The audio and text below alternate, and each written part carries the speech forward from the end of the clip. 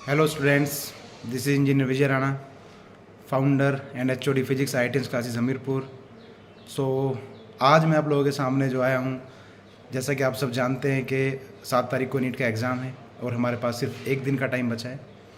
आज 5 है, कल 6 और 7 को नीट है।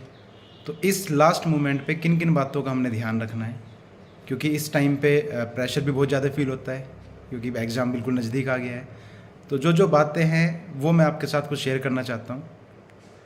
आप लोगों ने सबसे पहली बात तो यह है कि इस टाइम पे सिर्फ फॉर्मूले वाला पार्ट रिवाइज करना है। स्पेशली अगर हम फिजिक्स की बात करें और केमिस्ट्री की बात करें, आपको पता है उतना ज़्यादा टाइम हमारे पास नहीं है, तो फॉर्मूले आपने रिवाइज करना है जितना भी आपको मैक्सिमम टाइम निकाल सकते हो फिजिक्स के लिए और केमिस्ट्री के लिए।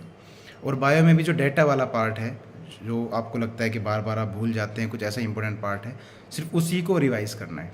क्योंकि आपको पता है कि इस टाइम पे हमारे पास इतना ज़्यादा टाइम तो नहीं है कि हम कोई न्यूमेरिकल सोल्व कर लें बड़े बड़े, या हर एक चैप्टर्स के न्यूमेरिकल्स को रिवाइज कर लें।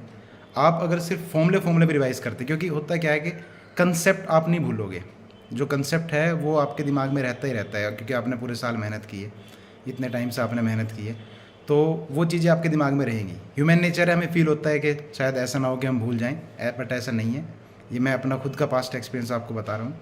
मैंने खुद कंपटीशन निकाला है तो पता है कि इस तरह से चीज़ें फील होती हैं, बट जब आप एग्ज़ाम में जाके बैठेंगे तो आपको कंसेप्ट में दिक्कत नहीं आएगी, वो चीज़ें आपको याद रहेंगी। जो भूलने वाली चीज़ है, जिसके चांसेस रहते हैं कि आप भूल सकते हैं, वो है फॉर्मूले वाला पार्ट। आपने सारे ये 2 दिन जो भी आपके पास बचे हैं, फॉर्मूला रिवाइज करने हैं।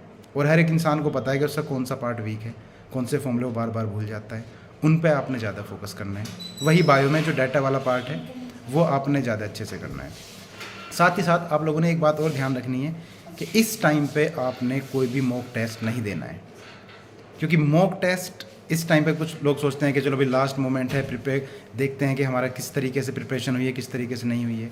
मेरा जो पर्सनल सजेशन है आप लोगों के लिए वो ये है कि इस टाइम आपने कोई मॉक नहीं देना, फुल एनर्जी कंजर्व रखनी है। आपने अब सिर्फ संडे को 7 तारीख को ही जाके बैठना है टेस्ट में, उसी टाइम पे ही आपने पेपर करना है, उससे पहले कोई मॉक नहीं देना। क्योंकि ये एक बिल्कुल, वो बोलते हैं ना, बिल्कुल कच्चा सा टाइम होता है। इस टाइम पे अगर मार्क्स थोड़े ऊपर नीचे हुए, कुछ भी बात हुई, तो बच्चा डिमोरलाइज हो जाता है। ह्यूमन नेचर है। आपको ही लगेगा कि मैंने पूरे साल मेहनत की है, मार्क्स कम आ गए, कल मैं क्या परफॉर्म करूँगा, क्या नहीं करूँगा। तो ये मेरा सजेशन ज़रूर याद रखें कि आपने आज और कल में कोई भी मॉक टेस्ट नहीं देना है। आपने सिर्फ फॉर्मूले रिवाइज़ करने हैं और जो डेटा वाला पार्ट मैंने बताया वो रिवाइज़ करना है, बायो वगैरह में जो आपको लगता है कि आप बार बार भूल जाते हैं। और जो बातें हैं, दूसरी चीज़ ये है कि आपने शांत रहना है, कूल रहना है। मतलब होता क्या है, प्रेशर हमें बहुत ज़्यादा फील होता है। कोशिश करनी है कि एग्ज़ाम टाइम पे भी आप थोड़ा चिल रहें।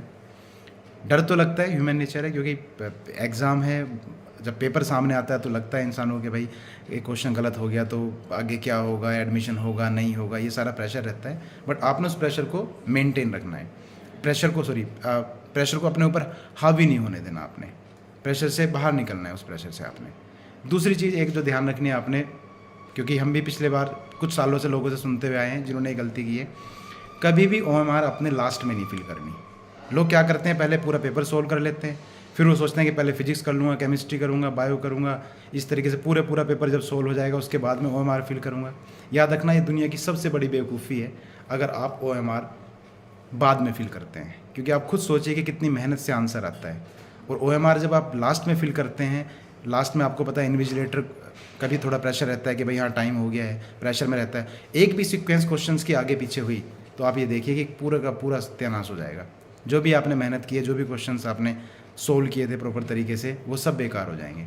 तो याद रखना, जैसे ही आपका आंसर आता है, आपको पता है कि भाई श्योर शॉट यही आंसर है, तुरंत उसको फिल करें। अगर आपको कहीं पर लगता है डाउट है, उसको होल्ड पर रखें भले ही, लेकिन ओएमआर कभी भी ऐसा नहीं करना आपने कि पूरा पेपर सोल्व करने के बाद लास्ट में फिल कर रहे हैं। ये बात आपने ध्यान रखनी है।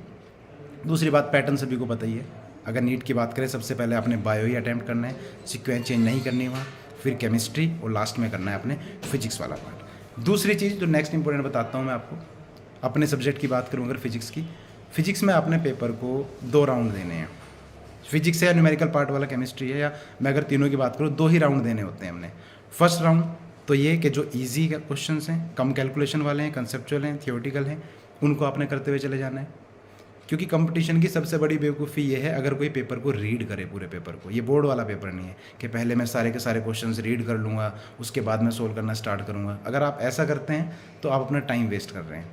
तो आपने जैसे ही मान लो फॉर एग्जांपल आप फिजिक्स पे पहुंच गए हैं, फर्स्ट क्वेश्चन देखा, आता है ठीक है, नहीं आता है तो मूव करते जाना है आगे। क्योंकि पेपर का डिस्ट्रीब्यूशन, कंपटीशन और जो हम स्कूल लेवल पे पढ़ते हैं, मेजर डिफरेंस यही है कि कंपटीशन का पेपर में नॉन यूनिफॉर्म डिस्ट्रीब्यूशन होता है। नॉन यूनिफॉर्म मतलब आपको नहीं पता कब क्वेश्चन ईजी आ जाएगा और कब क्वेश्चन डिफिकल्ट आ जाएगा। हो सकता है लास्ट में बिल्कुल ईजी क्वेश्चन हो, तो कुछ लोग सीक्वेंस फॉलो करने के चक्कर में, बड़े बड़े क्वेश्चन के चक्कर में लगे रहते हैं और क्वेश्चन छूट जाते हैं। फिर आके बोलते हैं, हमने सुना है बच्चों से कि सर मुझे तो पेपर आता था, मैं लास्ट में पहुंचा, टाइम नहीं रहा मेरे पास। और आपको पता है कि मैक्सिमम 50 या 55 मिनट्स बच्चे के पास बचते हैं ज़्यादातर, अगर ऑन एवरेज हम देखें जब फिजिक्स में पहुंचते हैं।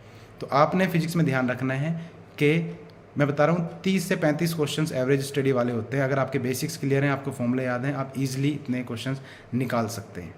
तो बड़े क्वेश्चंस के चक्कर में नहीं फंसना आपने, वो जानबूझ के इस तरीके से सवाल डाले जाते हैं।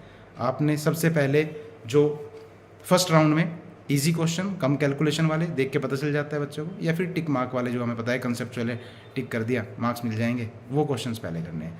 सेकंड राउंड में आपने करना है कैलकुलेटिव, जो आपको लगता है कि हाँ भाई इसमें आंसर मैं लेके आ भी सकता हूँ या हो सकता है ना भी आए, टाइम ज़्यादा लगे, वो करना है।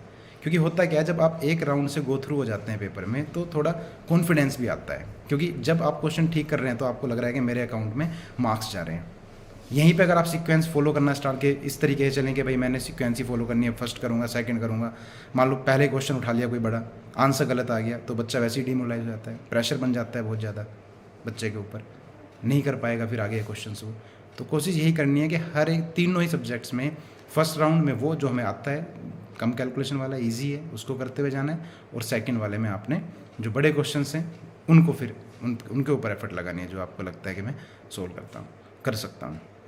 सो all the best to all of you, सभी के साथ हमारी शुभकामनाएं हैं। आपका नीट का पेपर बहुत अच्छा हो, अच्छे से मेहनत करनी है और प्रेशर में नहीं जाना है, कूल रहना है, बिल्कुल रिलैक्स रहना है ना। डर लगता है, हमें भी लगा था जब हमने एग्ज़ाम दिया था, उस डर को बस ये ध्यान रखना कि टीचर ने बोला था कि जो प्रेशर है उसको अपने सर पे हावी नहीं होने देना। और प्रेशर को रिलीज़ करने का सबसे जो ईजी टेक्निक मैंने बताया वो यही है कि पहले क्वेश्चंस वही करो जो कम कैलकुलेशन वाले हैं और जो हमें आते हैं। उससे क्या होता है कि प्रेशर हमारा रिलीज़ हो जाता है, जो प्रेशर वाला पार्ट है, प्रेशर उतना बिल्डअप नहीं होगा क्योंकि हमें लगता है कि हमारे अकाउंट में मार्क्स ऐड हो रहे हैं। Okay, thank you so much.